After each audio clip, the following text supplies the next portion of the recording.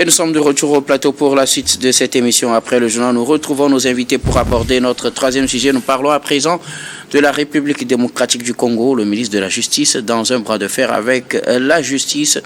Le ministre congolais de la Justice, Constant Mutamba, a fait une nouvelle sortie ce lundi, sortie dans laquelle il fustige la position du procureur général près la Cour de cassation qui a introduit une requête à l'Assemblée nationale en vue de la levée de l'immunité du ministre dans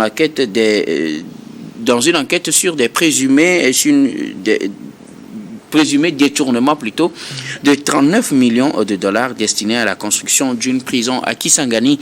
Le ministre, en faisant sa sortie ce lundi, a indiqué qu'il n'est pas de prérogative du procureur général près la Cour de cassation de vouloir lever son immunité, surtout que lui-même il est déjà visé par une autre procédure, un bras de fer donc qui s'installe en République démocratique du Congo entre le ministre de la Justice et le procureur général près la Cour de cassation, qui aussi de son côté estime que le seul qui a des injonctions à lui donner ou le seul qui pourrait siéger au Conseil supérieur de la magistrature, c'est bien le chef de l'État, pas le ministre de la Justice.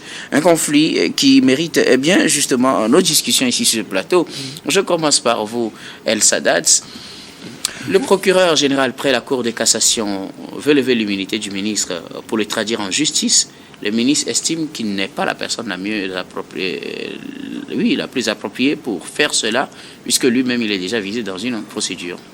Oui, vous savez, généralement ce conflit expose une faille structurelle dans le système congolais et puis une illusion donc de la séparation du pouvoir exécutif et du pouvoir judiciaire. C'est ce qu'il faut remarquer par ce jeu de ping-pong que nous assistons donc au niveau du Congo, tout en sachant que justement le ministre de la Justice se trouve ici quand même dans une situation un peu paradoxale, puisque normalement c'est lui qui est le garant donc de l'intégrité et puis donc de faire en sorte que tout se passe correctement. Mais j'aimerais donc attirer votre attention sur un fait passé déjà aussi en 2024. Il faudrait déjà rappeler que déjà en cette période-là, le même ministre de la Justice a aussi donc ordonné des poursuites contre des greffiers et secrétaires accusés de détournement au sein des tribunaux, ce qu'il faut reconnaître. Et après, ce qui a été très intéressant, il y a quand même par rapport à ce rapport-là qui a été également examiné par une ONG sur place dénommée Le Congo n'est pas avant, si je me rappelle bien, il y a un manque à gagner de plus de 8,8 millions de dollars. Voilà également. Donc vous pouvez comprendre justement que quand déjà ce ministre déjà en 2024 révèle donc déjà dans ce dysfonctionnement au niveau de l'appareil judiciaire, donc de la part du judiciaire et dans des injonctions à ce même procureur général là, déjà cela montre a priori que déjà c'est en quelque sorte lui en tant que procureur qui laisse passer donc ces genres donc de comportement au sein donc de sa structure. Vous comprenez? Et moi ici j'ai l'impression que donc c'est une dent contre ce ministre également pour pouvoir trouver également des éléments pour porter justement à charge contre lui. Mais n'empêche, il n'y a jamais donc de fumée sans feu. Si ce ministre est responsable, bien évidemment, s'il y a preuve, il doit également répondre de ses actes. Mais à partir du moment que moi je constate déjà que déjà en 2024, il y a déjà cette guerre froide là entre lui et le procureur général, je comprends bien évidemment pourquoi le procureur à son tour a dû trouver également un moyen pour le coincer. On verra bien donc dans l'avenir ce que ça pourra donner. Mais ici, il faut quand même préciser un élément fondamental. Il faudrait que le président justement de la République, Tshisekedi, puisse intervenir dans ce dossier-là pour justement faire comprendre que, comme moi je le disais depuis très longtemps, il y a un problème donc de mauvaise gouvernance également qui gêne également donc cette gouvernance-là, ce qui porte à ce qu'on arrive donc à cet état des choses. Donc, il faut aussi que le président tape du poing sur la table et que, en tant que maître de cérémonie, puisse réclamer de l'ordre et que la justice soit faite si jamais toutes ces entités politiques-là sont responsables, peu importe l'image qu'ils laissent transparaître dans leur communication. Russe Donkovi, le bras de fer est engagé entre le ministre de la Justice et le procureur général près la Cour de cassation. Qui va accuser qui? C'est la question qu'on se pose. Ou qui doit accuser son prochain? Je pense qu'on est passé d'une querelle judiciaire à une querelle de personnes. Sûrement qu'en dessous, il y a une querelle d'intérêt. Et je pense que chacun doit avoir ses soutiens. Cela étant dit, je pense qu'il y a des présomptions déjà contre le procureur. Et je me serais attendu à la suite que l'on puisse remplacer le procureur et prendre quelqu'un d'autre afin de pouvoir en toute impartialité faire le procès des deux, c'est-à-dire mener une enquête sur le ministre, puisque lui-même a mis à la lumière un certain nombre de présomptions quant à certaines personnes qui travaillent pour lui, en l'occurrence les greffiers, le procureur et ainsi de suite. Donc il y a ces présomptions à devoir gérer. Donc je me serais attendu à ce qu'on puisse avoir un procès concernant le procureur et un procès concernant le ministre, parce qu'il y a de nouvelles accusations contre lui. À partir de là, je me dis tout est faisable. Mais si maintenant, qui va décider des deux, puisque c'est le président de la République qui nomme le procureur général? Il dit qu'il ne dépend pas du ministre de la Justice, et donc son chef, c'est le président de la République qui siège au Conseil supérieur de la magistrature, et que le ministre n'a pas d'injonction à lui donner. Ah oui, mais le président doit prendre ses responsabilités et régler cette histoire. Surtout que c'est assez étonnant, surtout quand on sait que c'est le même monsieur Cédric Moutamba qui a Constant Moutamba, le ministre. Constant Moutamba, justement, excusez-moi le lapsus, le ministre de la Justice qui a lancé la procédure contre Joseph Kabila, justement, dont on a levé l'immunité. Ça commence à faire assez particulier comme histoire. Et je pense que le président doit prendre ses responsabilités, faire en sorte qu'il puisse avoir une justice impartiale qui puisse statuer sur l'avenir des deux, qu'on puisse avoir des enquêtes, qu'on puisse savoir de quoi il s'agit. Ça va être étonnant si on en garde un qui a la possibilité de sévir sur l'autre. La meilleure solution, c'est d'évincer les deux et de mettre d'autres personnes qui, à leur tour, vont pouvoir organiser un procès plus ou moins équitable pour les deux personnalités. Mais est-ce que dans le fond, ça ne pose pas un problème de la séparation des pouvoirs? Peut-on lever l'immunité d'un ministre en fonction, surtout ministre de la Justice? Et est-ce que c'est le procureur général près la Cour de cassation qui lui-même est visé par une enquête qui doit lever cette immunité, en suivre la logique du ministre? Mais pour autant, doit-on laisser un ministre en fonction s'il effectivement, ce qu'on lui reproche est vrai, avoir détourné 39 millions de dollars américains pour la construction d'une prison, quand on sait que les prisons sont extrêmement peuplées ou surpeuplées en République démocratique du Congo, et qu'il faut les désengorger, et que pour des fonds alloués à la construction des prisons, il y a des détournements? Doit-on dire que le procureur, il n'est pas la personne la mieux indiquée pour enclencher la procédure, et donc faire comme si de rien n'était? Oui, je pense que Horus a touché du doigt la solution.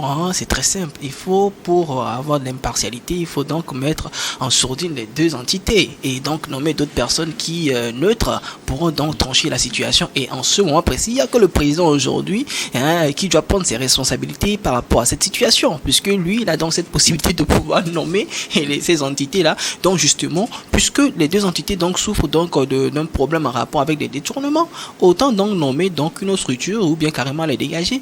Déjà parce que c'est quand même, comment dirais cela, quand des personnalités donc de haut rang comme ça aussi souffrent donc de ce genre d'accusations qui pour moi quand même c'est grave, il faut donc les écarter, pouvoir clair et mener donc des enquêtes justement à bout. Et pour les faire, il faut donc les enlever. Et il faudrait encore une fois que le président de la République, Tshisekedi, puisse prendre ses responsabilités et mettre des personnes impartiales, neutres à leur poste et poursuivre donc pouvoir clair dans l'histoire. Et alors cela, après on pourra donc décider de qui a tort, qui a raison, qui usurpe des informations pour nuire à l'autre. Et si c'est donc une guerre de personnes, tout cela on saura. C'est facile à faire, je pense.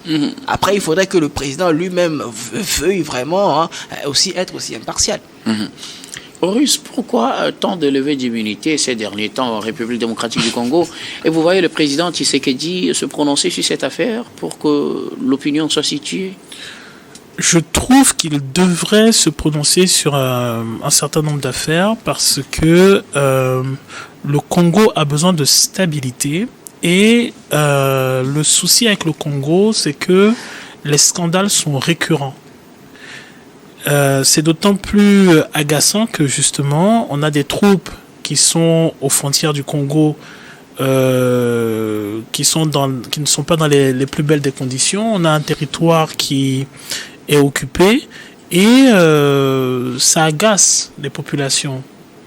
Et donc pour moi, je trouve que oui, quand il y a un cas de force majeure, ben, le rôle du président est de statuer, de prendre des décisions.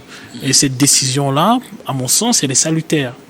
Je pense qu'il n'y a rien de plus dangereux qu'un appareil de justice défectueux. Je pense que le Congo gagnerait, en tout cas que le Congo gagnerait à ce que tout cela soit clarifié et qu'on puisse vider les abcès. Le souci avec Monsieur Tshisekedi, c'est que malheureusement pour lui, il n'y a pas eu d'union sacrée lors de la prise, comme il aurait voulu, lors de la prise du Kivu.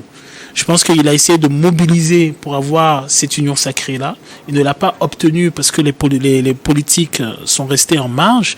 Et les politiques qui sont restés en marge ne sont pas des politiciens de petite facture. Ce sont de grandes têtes, de grandes figures politiques congolaises qui ont leur propre carnet d'adresses, leur propre rouage. Et on a la sensation que on rentre dans un genre de chasse aux sorcières où on essaye de mouiller plus ou moins tout le monde. On a vu le cas de M. Kabila dernièrement. On voit un peu ce qui se passe au niveau de la justice.